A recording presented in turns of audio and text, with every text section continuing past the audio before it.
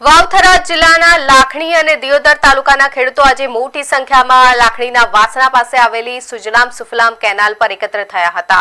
ઢોલ વગાડી અનોખી રીતે વિરોધ નોંધાવતા ખેડૂતોને ચોમાસાની ખેતી માટે તાત્કાલિક સિંચાઈનું પાણી છોડવાની માંગ કરી હતી। ખેડૂતોનું કહેવું છે કે વરસાદ ખેંચાતા બાજરી, મગફળી સહિતના પાકના વાવેતર પર સંકટ ઊભું થયું છે। જો સરકાર વહેલી તકે કેનાલમાં પાણી નહીં છોડે તો ચાંગા પમ્પિંગ સ્ટેશન ખાતે હજારો ખેડૂતો સાથે ઉગ્ર આંદોલન કરવાની પણ ચીમકી ઉચ્ચારવામાં આવી છે।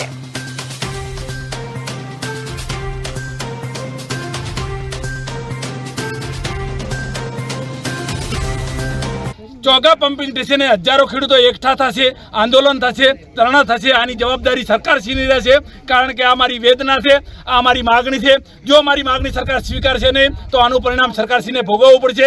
જય જવાન જય કિસાન। તો મંત્રી સાહેબને જણાવું કે આ અત્યારે 500 ખેડૂતો વાણા ભેગા થયા છે અને ખેડૂતો પાણીની ભીખ માંગે છે। તો આ સરકારને અમે કહીએ છીએ કે જો 24 કલાકમાં અહીંયા પાણી ના આવ્યું તો અમે ચાંગા પમ્પિંગ સ્ટેશને ઉગ્ર આંદોલન કરશું।